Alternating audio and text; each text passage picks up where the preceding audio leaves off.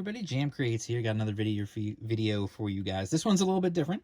As you may or may not know, if you follow the channel or if you follow me on social media, you can follow me at Twitter at jam_creates, on Instagram at jam_creates. You may have seen where I posted a video and I posted a couple of things on Twitter about entering the Platform Comics 10K. So essentially, for those of you who don't know, the Platform Comics 10K is a contest that they run every year, where you can enter as a team or you can enter as a team of one, and you have 7 days. It's 10K because you have 10,000 minutes to create a comic from start to finish. So I decided, just for fun and just for the experience, that I would enter. So I entered, and then what they do is when you enter, they send you a theme for your comic, and then they send you a line of dialogue that you have to incorporate into your comic. So what I did, what I got was a dystopian love story. That was the topic that I got. So I want to just get into a little bit here, talking about this. Now, for those of you who've been following the channel for a while, you guys know that as a kid, I made comics like crazy. I made tons and tons of comics, and most of them are like 7 pages, 5 pages. Some of them are longer. They're like 13, 14 pages, whatever. It really all just depended on what I was doing and what the story was and whatever. And for those comics, I pretty much just made the story up as I went along, and it didn't really do any sort of legitimate kind of attempt to do it the way a professional would make a comic. So what I did this time was I decided, like, at some point, I'm going to want to make a comic. I know this. And this is not news. I've shared this with you guys before. So I decided that I'm going to enter this because it's literally a week. And that's it. And so you've got a hard deadline. You've got a topic. You've got like an assignment, basically. And so I decided it was a good idea to enter this. I thought it would be a good way for me to kind of just, instead of dipping my toes in the water and kind of like, it was a good way to just cannonball into the deep end and see what I could do. And never, I was going to do it, and I was going to do my best to try and win it, of course, because, if you're not going to try your best to win it, then what's the point? And so what I did was I hopped in and I started working, and I did it. So the first thing I did, I just kind of want to like share with you guys a little bit of what I did and then what happened. So I guess what I'll do is I'll kind of just jump ahead first and foremost and say, my comic was 7 pages. That's what I conceived when I wrote my script and everything else. It was a 7-page story, and I was doing everything myself. So I was going to be a one-person team, and I did that for a reason. Because I like to learn. I like to dive in and just do stuff to learn it. Like, I like to just get my hands dirty and just learn by doing. So I figured this is a great way to learn literally every aspect. Now, by the end of it, I literally did not sleep the last night going into it. So it had to be turned in on a Wednesday at 10:30 in the morning. So the day before, I was up and I was working, and I literally stayed up the entire night, did not sleep. I was lettering the comic and ran out of time. So I did not finish in time for the deadline. So unfortunately, I was not able to send my entry in. It is what it is. I was disappointed, but at the same time, I was incredibly proud of what I had done for that 7 days and the amount of work that I got done in that 7 days. So in addition to, having a family and doing things for the family and stuff too. So it was nice to just to get an idea of how to plan out a project and really do something. And it gave me something by the end that I was, happy that I did. So it was a real great learning experience. So I just want to run you guys through really quick. What I ended up doing was right here on this regular old spiral notebook. They gave me the line. I started just, I got my theme, my dialogue line, and I just started writing ideas down. And I just started just brainstorming, writing stuff down, like different things. And then what I wound up doing was kind of like then coming up with, I started out with just like, I'm just writing ideas, like what does even dystopian mean, like what could it be, blah blah blah.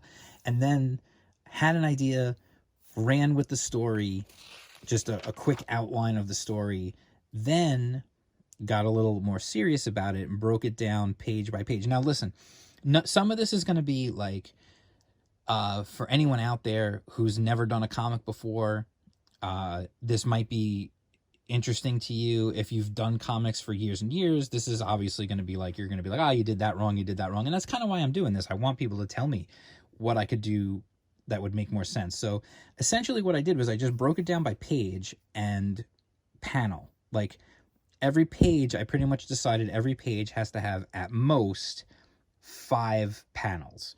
So I just broke it down pretty much by like actions here. So it's just page and then what happens, page and then what happens, page and then what happens, page, and so on and so forth. And then I went further and did each page, I gave a page in the notebook, and then I literally broke it down panel by panel. Like, this is happening in this panel, this is happening in this panel. And what I did was I basically wrote like the dialogue for each panel in here. That's how I wrote my script, or at least my first version of the script. Obviously, I always knew I could do revisions as I'm lettering. So I wrote it all, and then I did like a quick just breakdown of what the page is going to look like, an idea at least of what the page would look like. Same thing, page 2, and you can see where I changed stuff like panel 3. No, this would go to panel 4, then this, and it, and I did the same thing for all the pages.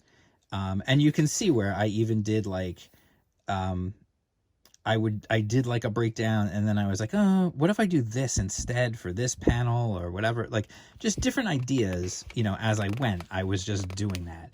The other thing I did as I was going was I had my sketchbook out.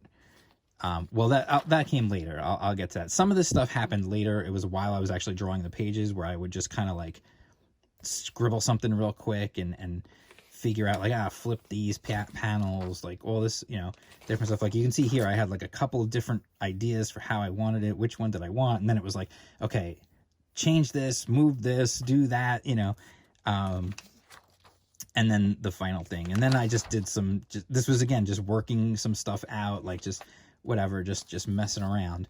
And, and it all kind of, worked together. So then what I did, for those of you who are really curious in kind of like the process, what I did was I decided that I was going to work 8.5 by 11, not 11 by 17, which is normal comic book size. The reason I chose to do that is because I don't have a scanner or printer for 11 by that can handle 11 by 17, and right now I can't justify spending the money on one. So what I decided to do, and I work traditionally, that's the other thing. I don't work, some people are 100% digital, and so it is what it is. I work traditionally, so that's just how it is. I'm more comfortable traditionally, and I feel like my work comes out better traditionally. So what I did was I actually went to a website called Making Comics, and I downloaded a template they specifically have templates for different size papers. So I downloaded a template that is meant for 8.5 by 11, just regular old like copy paper. And what I did was I printed out 7, I printed out more than 7 of them, but I printed out, for example, 7 of them because it's a 7-page story. And then I went ahead and I did my pencils. I did my pencils in blue. You can see that. And so I'm just gonna move those aside for a second. So what I did was, I did my pencils in blue. You can kind of see like everything here. And then what I did, now this is actually the interesting thing about this was I printed these on cardstock. This is not just regular old like printer paper. It's a little bit of a heavier stock. And the reason I did that was because I just felt like it would be closer to Bristol. Obviously it's not Bristol board, but it's closer, and I felt like it would handle like any erasing or anything that I needed to do better than regular old paper would. So I'm doing all this stuff with, I'm using my rulers and I'm doing my perspective and trying to get everything right and going through the whole 9 yards. And honestly, I genuinely think it came out really pretty cool looking. So then what I did was, after I did all my pencils, was I then scanned in the pencils, because I have, a regular 8.5 by 11 scanner. So I scanned in all the pencils and the blue line pencil. And then once I scanned those in, then I actually scanned them. It's funny because I scanned them. I have a scanner upstairs, which is where I was working. But I just don't like that scanner. I don't think it scans really well.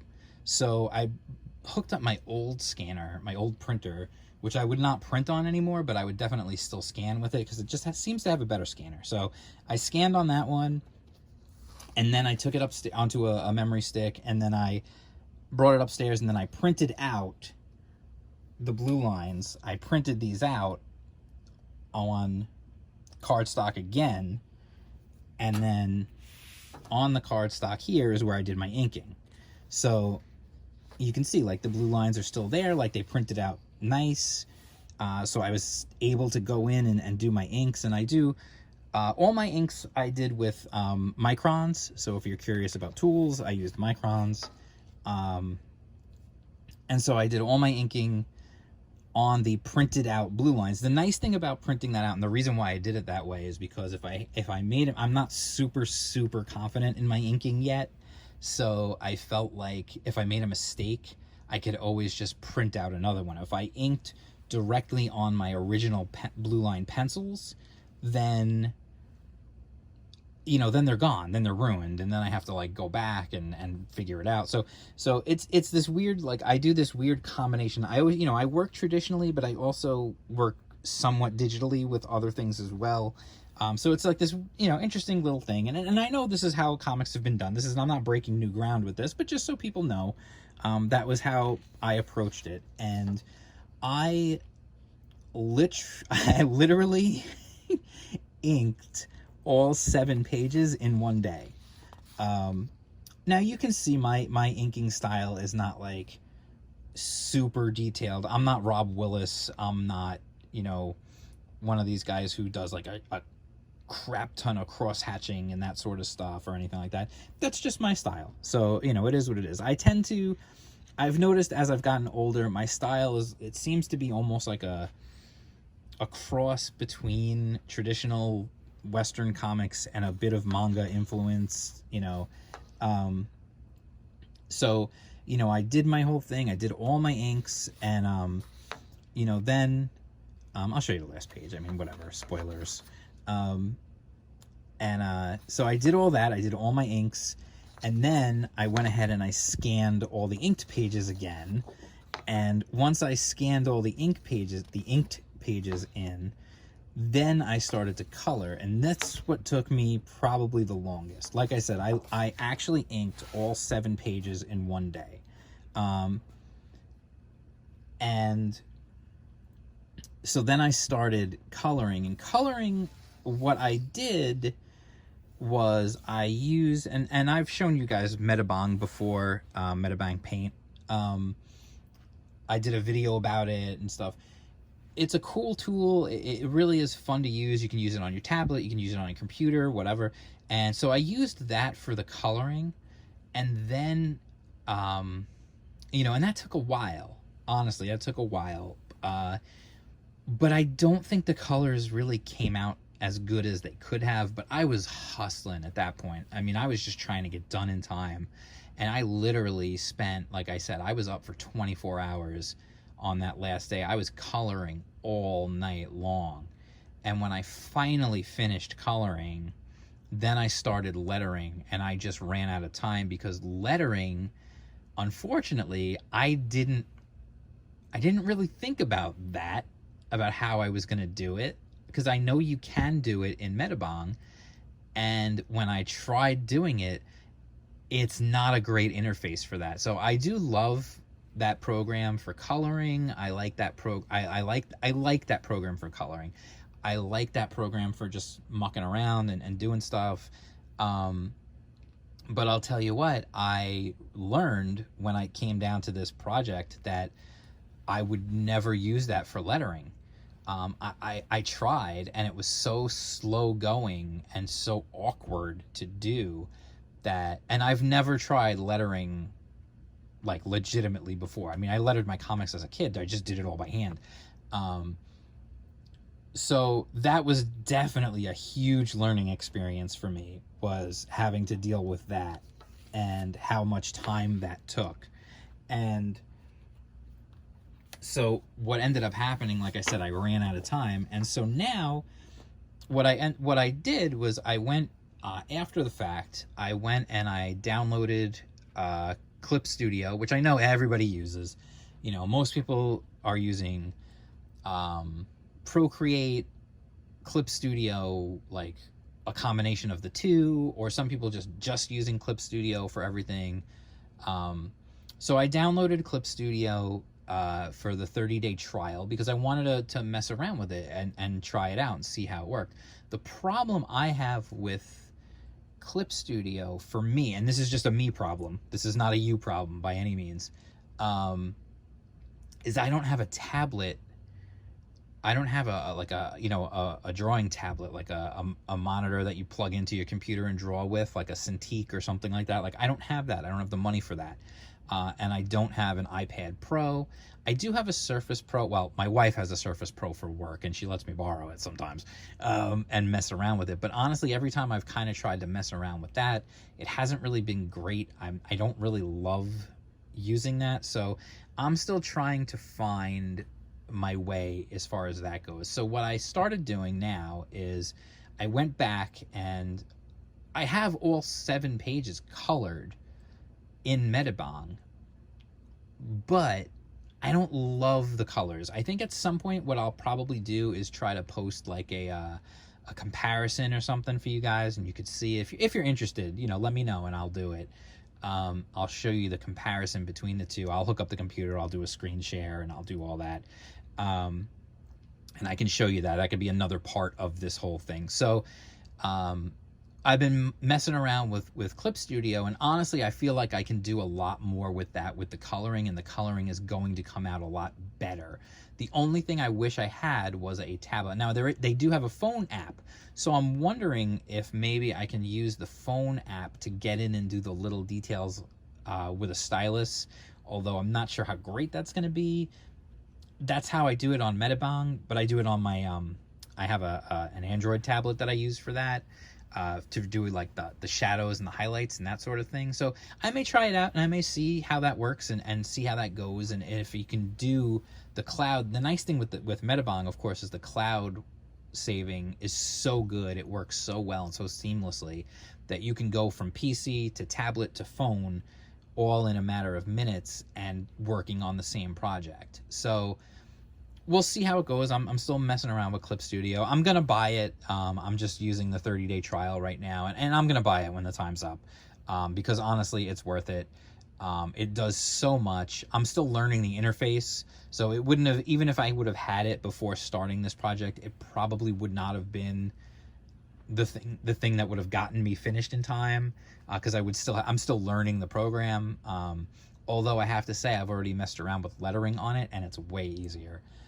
So anyway, long story short, that was just kind of my experience with the Platform Comics 10K Challenge. Depending on where I am at in my life next year when they do it again, would I do it again? Probably. If I have a week, if I can set aside the time, now I know.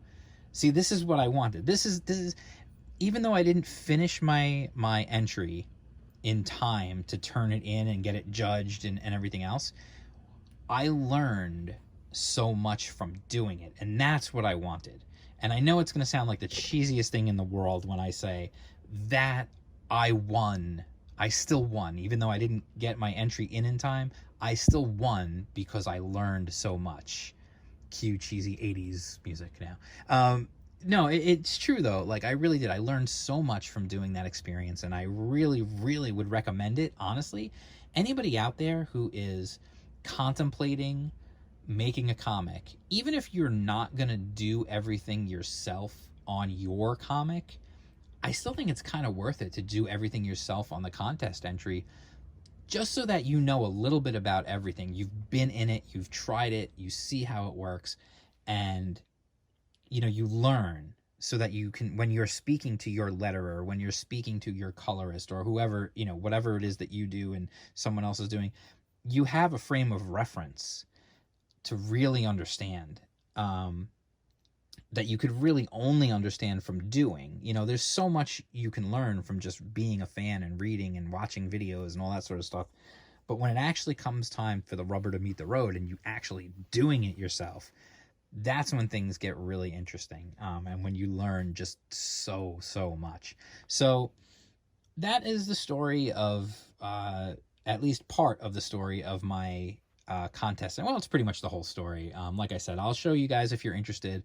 At some point, maybe I'll do a comparison, since I already have full colored pages that I did on Metabong. What I might do is, when I color them on Clip Studio, when I'm comfortable and feel like they're done being colored on there, I may post them side by side, just so you guys can see the difference. Maybe I'll do a video where I'll bring them up and I'll show them to you guys. If you're interested, let me know in the comments below if you're interested in more of this kind of stuff, kind of behind the scenes, creative aspect, whatever, and that sort of stuff. And if you're interested in actually reading the story when I'm happy with the way it's done, let me know that too. I'd really be curious to know if anyone's actually interested in reading the story. If they saw this art and they thought, hey, that looks kind of cool, I would check it out. Obviously, it's a 7-page story. I'm not going to charge anyone for it or anything like that. I'll just have to decide how I want to share it out there. But anyway, that's that. I will talk to you guys again soon. I'll have more comic reviews, more old school comics and manga reviews, and all sorts of good stuff coming. And in fact, I've got a new thing coming that I'm going to try and get going from the pages of Indie Comics Underground, which, if you don't know what that is, the link is down below. That's my free online zine dedicated to indie and crowdfunded comics of all kinds, whether it's self-published, webcomics, whatever. I cover everything in there, and I get interviews with creators. I've got previews of upcoming books, all sorts of good stuff. I'm going to be bringing a little bit of that more to the channel. So indiecomics.underground.com, go there, sign up. You'll get every issue before it gets to the wider internet, and you can also read all the back issues there too. So definitely check it out. It's rolling on. I've got stuff going. I'm working on the next issue as we speak. So anyway, I'll talk to you guys soon, and peace out.